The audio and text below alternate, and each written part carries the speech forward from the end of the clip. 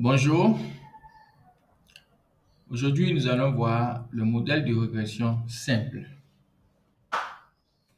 Le plan que nous allons suivre est le suivant. Nous allons définir ce que c'est que la régression simple. Ensuite, nous allons donner des exemples et des interprétations des coefficients. Ensuite, nous allons parler de la fonction de régression de la population, les estimateurs OLS, un exemple de régression simple et interprétation des résultats avec le logiciel Stata. Ensuite, nous allons parler des différentes variations qu'on peut avoir dans les régressions. On va parler de R carré et des transformations des variables. Et enfin, nous allons parler des hypothèses de Gauss-Markov.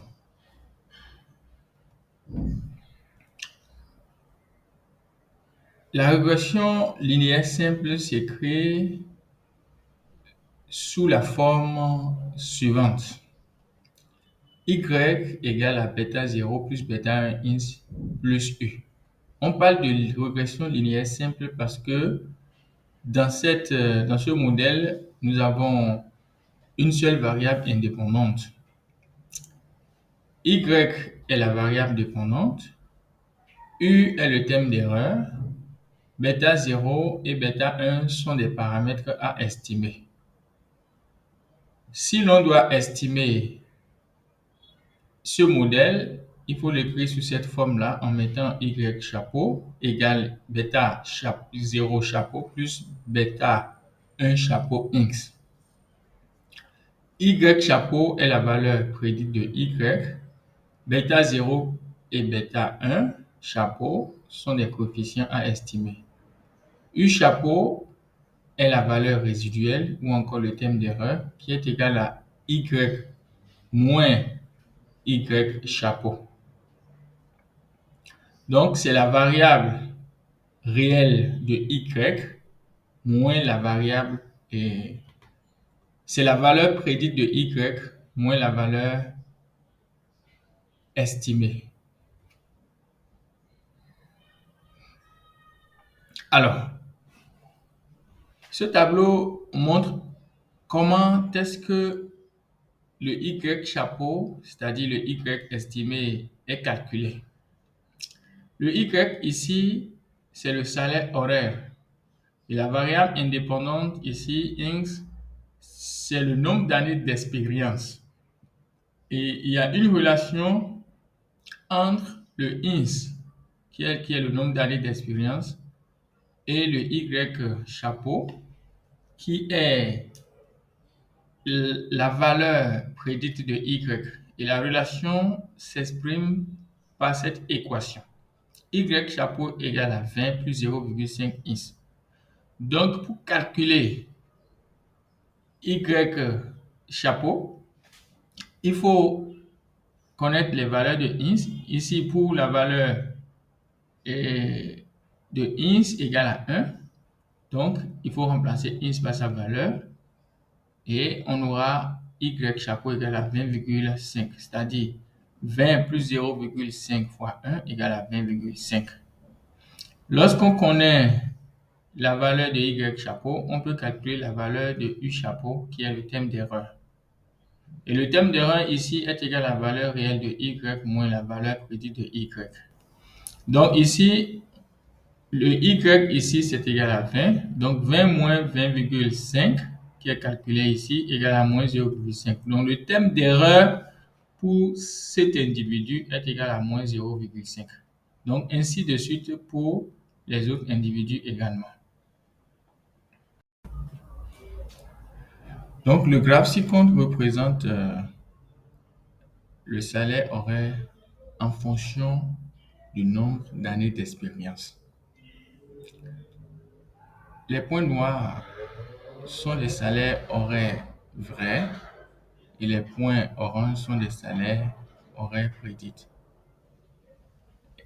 Cette ligne est la ligne de régression linéaire. Lorsqu'on fait la valeur vraie du salaire horaire moins la valeur prédite, on va trouver le thème d'erreur. Donc ici, nous avons un thème d'erreur positif Et ici, nous avons un thème d'erreur négatif.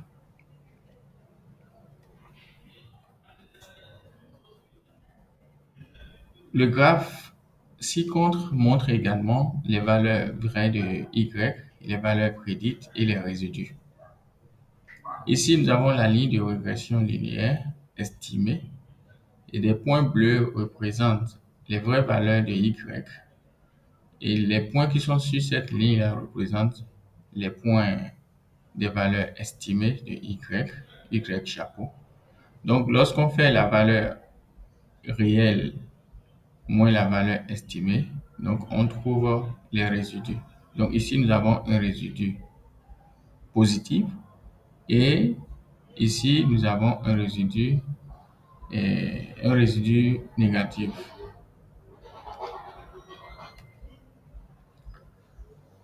Comment interpréter les coefficients? Il faut savoir que le coefficient bêta 1 est égal à la variation de Y sur la variation de X.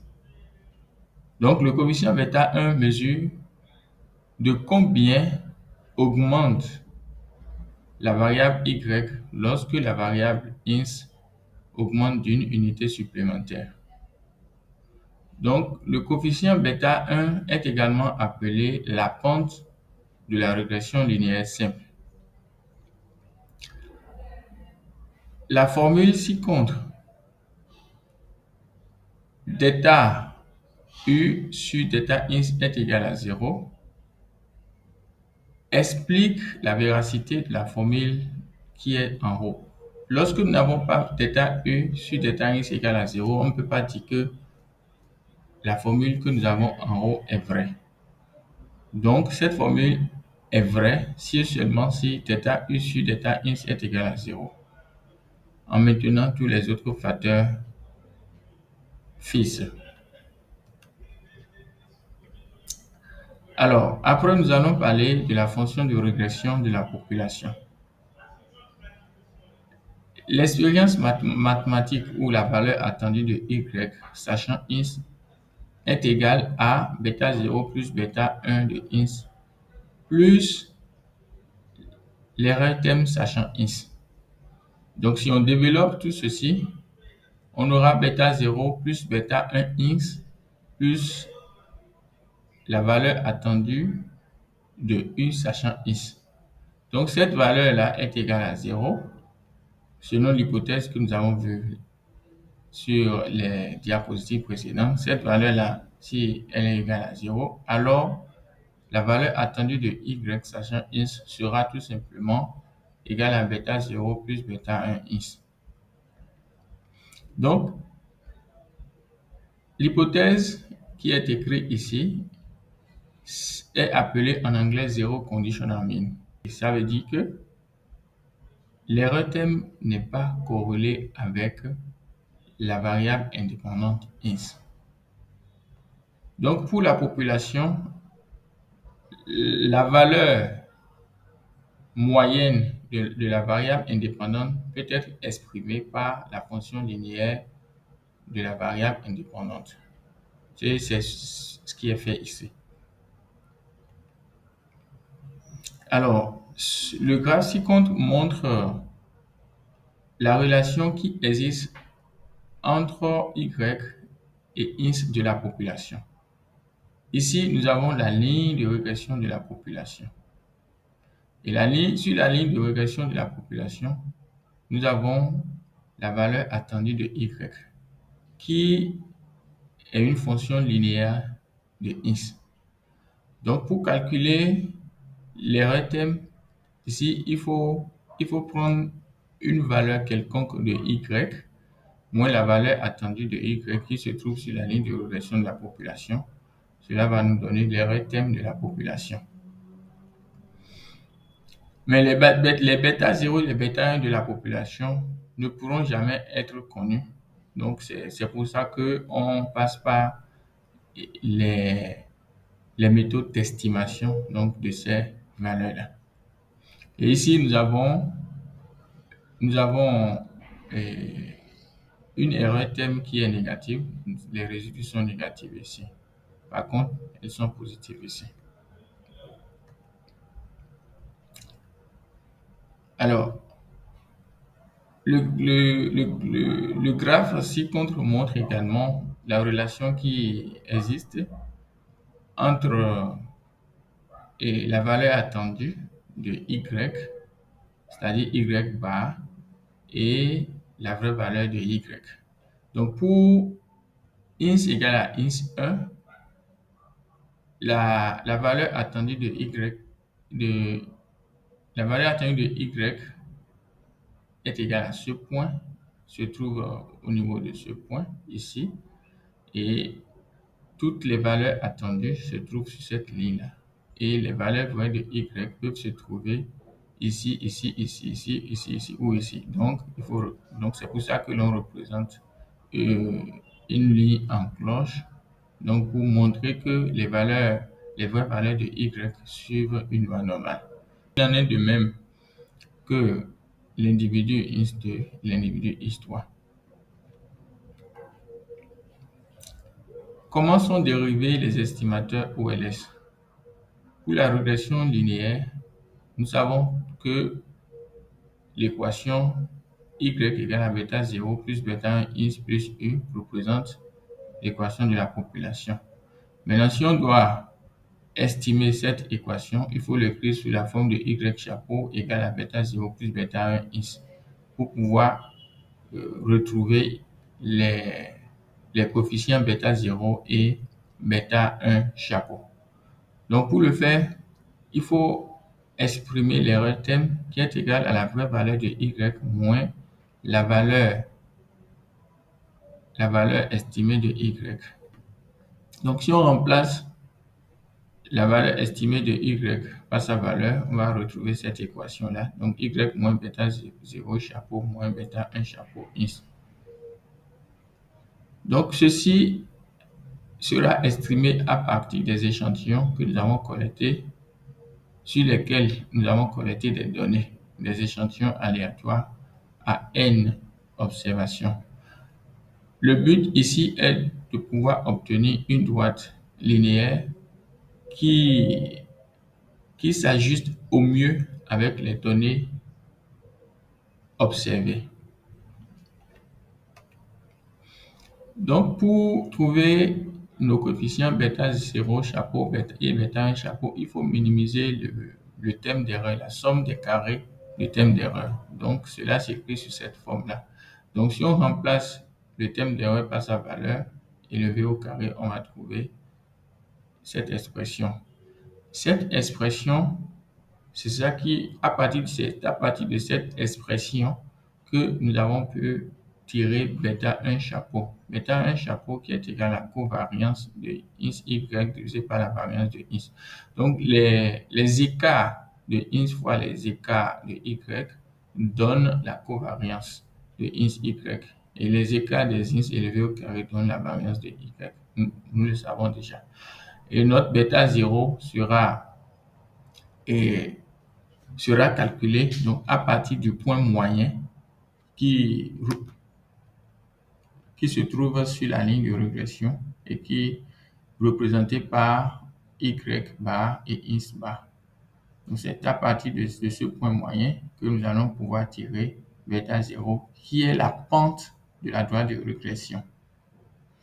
Donc lorsqu'on parle de OLS en anglais, en anglais ordinary least square, ça veut dire en français la méthode des moindres carrés ordinaires. Donc, c'est une méthode qui consiste à minimiser les termes d'erreur afin de pouvoir calculer les coefficients bêta de notre modèle. Ici, nous avons trois propriétés. La toute première propriété dit que le y moyen et le ins moyen se retrouvent tous sur la ligne de régression. La deuxième propriété dit que la somme des erreurs thèmes est égale à 0. Et enfin, la covariance entre la variable indépendante et l'erreur thème est égale à 0. Ça veut dire que l'erreur thème n'est pas corrélé avec notre variable indépendante X. Nous allons prendre un exemple avec le salaire des CEO.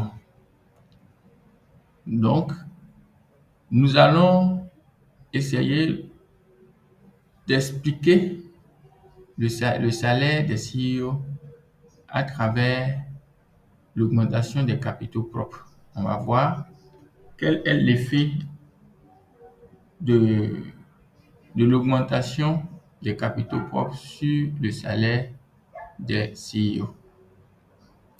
Alors, pour le faire, notre équation de régression s'écrit sous la forme de salaire égale à bêta 0 plus bêta 1 fois capitaux propres plus l'erreur thème.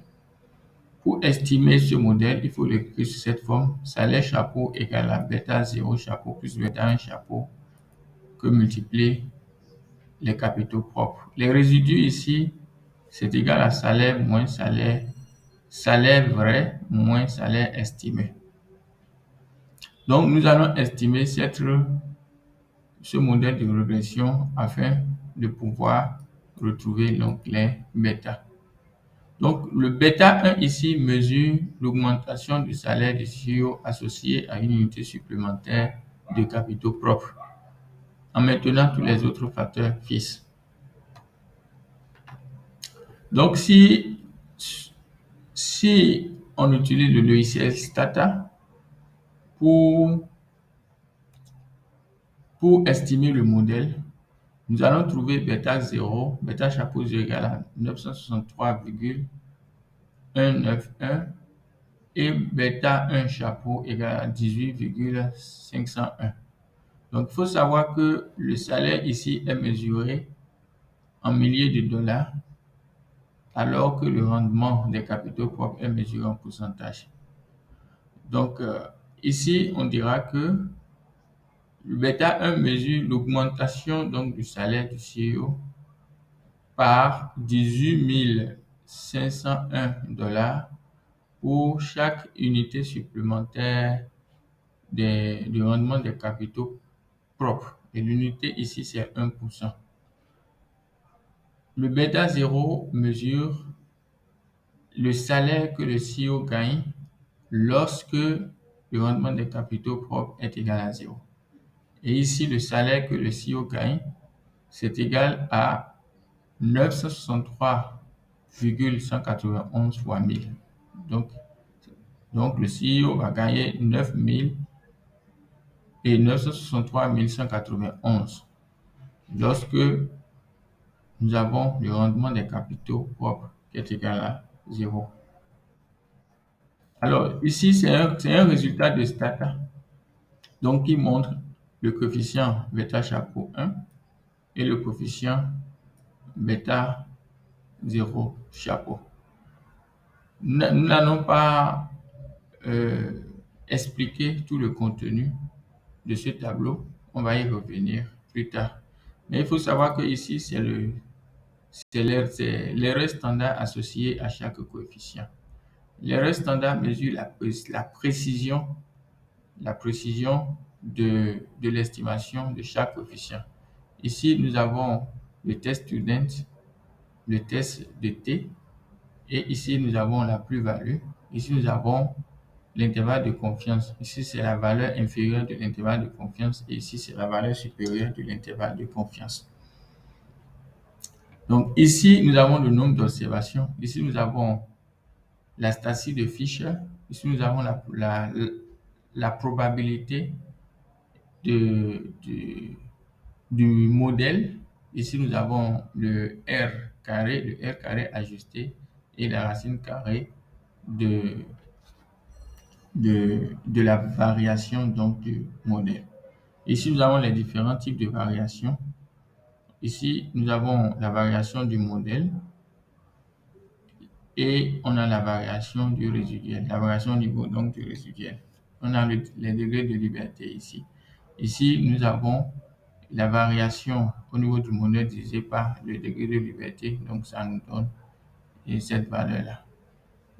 Ici, la variation au niveau du résiduel divisé par le degré de liberté nous donne également cette valeur-là. Je vous remercie. Nous allons continuer plus tard dans la vidéo suivante.